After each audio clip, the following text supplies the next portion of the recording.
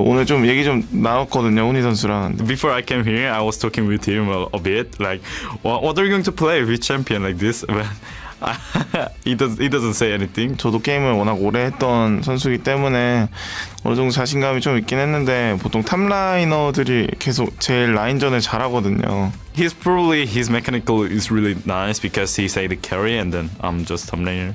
좀 살살 해주셨으면 좋겠습니다. Let's try win. Well, Team Fire's finally on the board. We'll see if they can keep the points rolling in our next matchup here. And ladies and gentlemen, on the blue side of the Abyss for Team Fire, the deadliest AD carry in LCK Summer, it's PraY!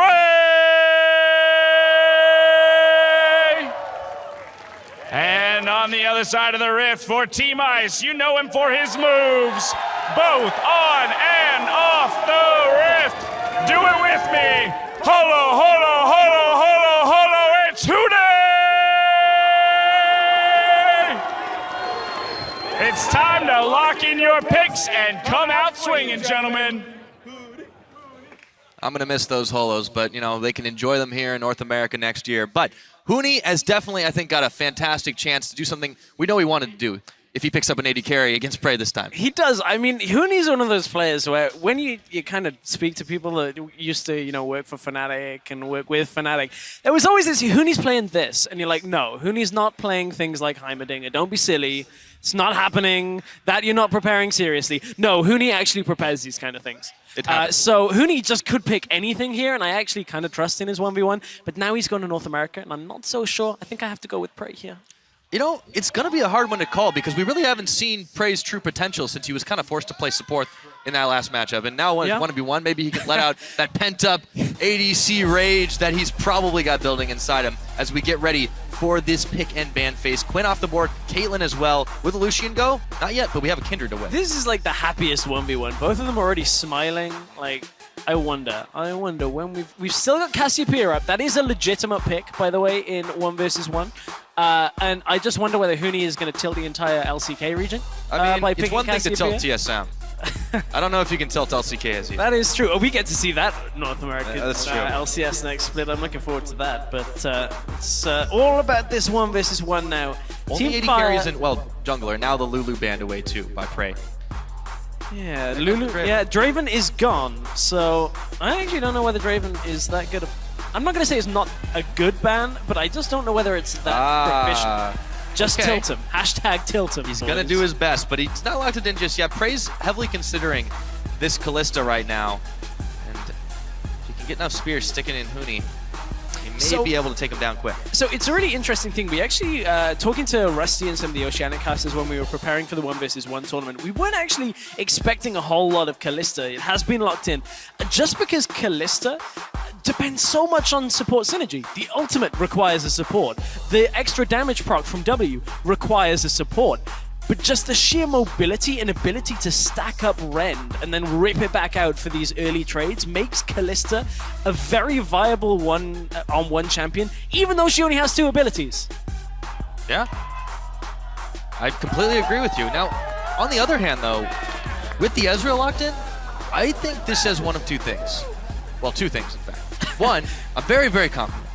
2, I know I'm going to put myself at a disadvantage. I feel like this is not an optimal pick in this situation. No, and I don't like Ezreal in 1v1 because the minion wave manipulation is what 1v1 is all about. So Huni now really isn't going to be able to hit a whole lot of Mystic shots. I mean, that's just going to bounce off the minion wave and, you know, oh, you did a little bit of damage. But it's all about the trading.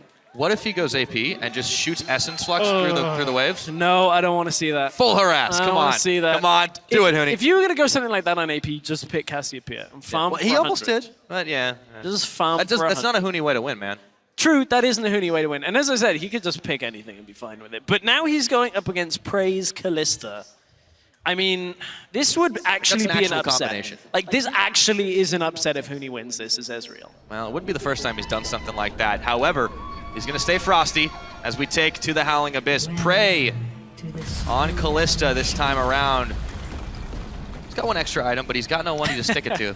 Yeah, he's just going to put it there on display, just like as a medal. It's like, this is what I'm going to use to kill you with. But You know, at Save this it for point, last. you can see exactly how confident PraY is in this matchup as well, because no Ignite. PraY knows that the Ren damage is just going to do too much to Huni, plus the barrier will keep PraY alive. So in any of these early trades, if it goes all in, PraY should theoretically win this. Just pop the barrier in exchange for the Ignite, and he should be fine.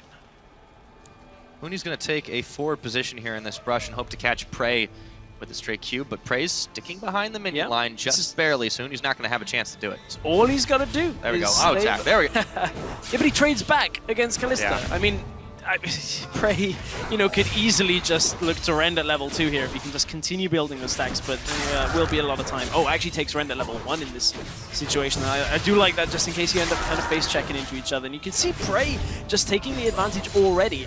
Ezreal is such a difficult pick to make work on this match, especially against the Kalista, because PraY is just going to dodge around every Mystic shot. To be fair, I didn't know PraY was going to pick Kalista, but at the same time, it's so hard to land the skill shots. It's so hard to be able to trade effectively. It's so hard to farm. Huni has just got so many things going against him this time around, and PraY just keeps behind the minions, has himself not too much of a CS advantage, but he does have a health bar one, and Huni will be able to land a Mystic shot. Yeah, he will, but it's, you know, he'll trade it back.